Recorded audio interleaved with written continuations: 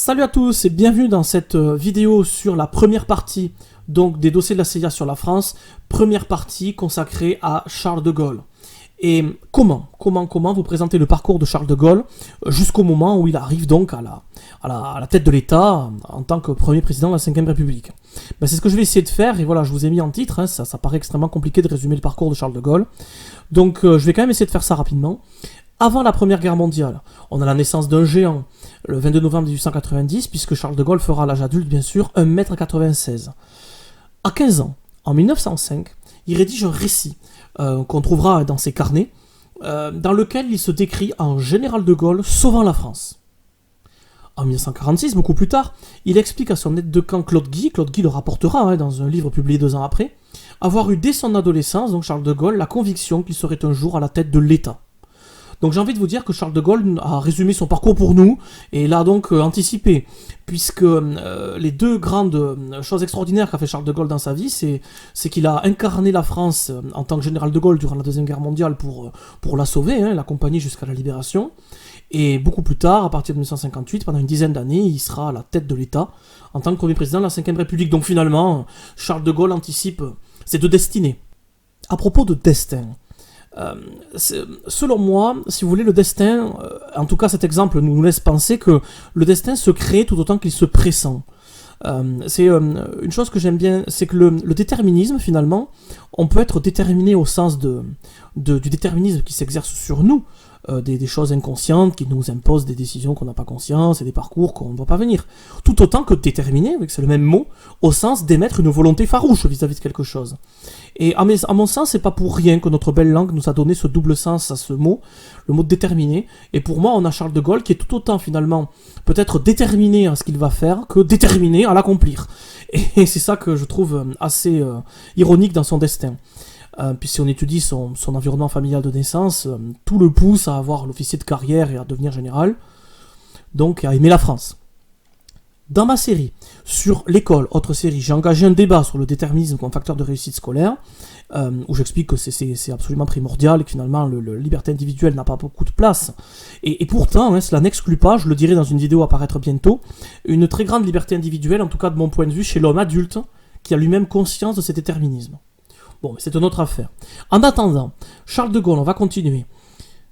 Il est diplômé de Saint-Cyr en 1912, donc voilà, il se lance dans la carrière militaire, il est promu lieutenant en 1913, et vous le savez, c'est la Première Guerre mondiale qui arrive.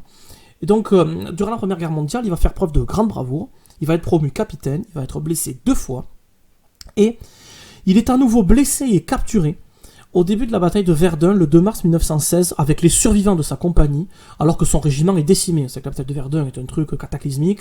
Le régiment auquel appartient Charles de Gaulle est quasiment anéanti par une offensive allemande. Lui-même est capturé dans des conditions épouvantables, dans un trou d'obus, avec un coup de baïonnette qu'il reçoit. La plupart de son régiment est mort, blessé grave, prisonnier. Donc c'est une situation tragique. Et il va finalement resté prisonnier en Allemagne assez longtemps, il va essayer de s'évader 5 ou 6 fois, j'ai pas vérifié si c'était 5 ou 6, sans succès, et finit la guerre en captivité, 32 mois, partageant notamment sa cellule avec le futur maréchal de l'Union soviétique, Mikhail Tukhachevski, pardon pour mon accent russe, et c'est très important parce qu'on va retrouver Mikhail Tukhachevski, je vais vous en dire un mot juste après. Il a partagé sa cellule Charles de Gaulle avec beaucoup de prisonniers prestigieux, et on sait qu'il fera des cours magistraux à ses collègues détenus pour leur expliquer la tournure que prendra selon lui la guerre dans les années qui viennent, avec l'importance du mouvement, de l'offensive, et plus tard de la mécanisation et du moteur, quoi, en gros. L'entre-deux-guerres, il participe. Donc notre ami Charles de Gaulle, il est un peu frustré d'avoir été fait prisonnier la moitié de la Première Guerre mondiale, il a l'impression d'avoir loupé la moitié de la guerre, donc il demande à être volontaire pour participer à la guerre soviéto-polonaise de 1919-1921, qui oppose donc la Pologne à la Russie, et donc à l'Union soviétique à l'époque, qui n'est plus Russie, qui n'est pas encore URSS, voilà, aux côtés de la Pologne. Et il va alors affronter son ancien camarade de détention, Mikhail Tukhachevski, qui commande à cette époque-là les forces russes durant toute la guerre. Donc c'est une ironie de l'histoire. Vous savez que Mikhail Tukhachevsky, par la suite, va absolument valoriser l'idée de la guerre offensive et de l'importance du groupement des armes blindées et des armes motorisées, que ce soit chars, avions, etc., dans les futures formations militaires. Et il va notamment essayer de former un front commun contre l'Allemagne nazie. Durant le développement de l'Allemagne nazie, ce qui va beaucoup gêner Staline, qui inventera un complot à son propos pour le faire massacrer, complot monté en coopération avec les services secrets nazis, dont à l'époque Reinhard Heydrich en est responsable, et il participe directement à l'éviction de Tukhachevsky, qui s'arrange beaucoup évidemment l'Allemagne nazie. J'ai commencé à parler dans ma vidéo sur la dernière vidéo sur la Deuxième Guerre mondiale sur les principaux leaders nazis en 1933, de Reinhard Heydrich, qui à l'époque n'est que montant et est assez discret. Donc je vous invite à aller voir cette série si ce n'est pas déjà fait. Ensuite, de retour en France, donc après cette guerre soviéto-polonaise, la Pologne va vaincre, il revient en France, il est officier d'état-major, puis il va être donc théoricien, conférencier et auteur à propos des questions militaires. Il va beaucoup œuvrer au regroupement des forces blindées, c'est très connu. Durant la Deuxième Guerre mondiale, pendant la drôle de guerre, donc au tout début quand il n'y a pas d'affrontement, il est devenu colonel, il fait tout son possible pour œuvrer à une prise de conscience de l'importance de regrouper des forces mécaniques. Et au moment des combats, il se comporte brillamment, il est promu général, et il va ensuite entrer au gouvernement, lorsque la défaite est quasiment prononcée, comme sous-secrétaire d'État à la guerre, avec pour mission de coordonner la poursuite de la guerre avec le Royaume-Uni. Mission qu'il accomplira avec plus que brio, puisqu'il va incarner la France, alors que finalement plus personne ne croit en elle à part lui. Et il va l'incarner, cette France, et il va la porter jusqu'à la libération et la victoire finale en 1945.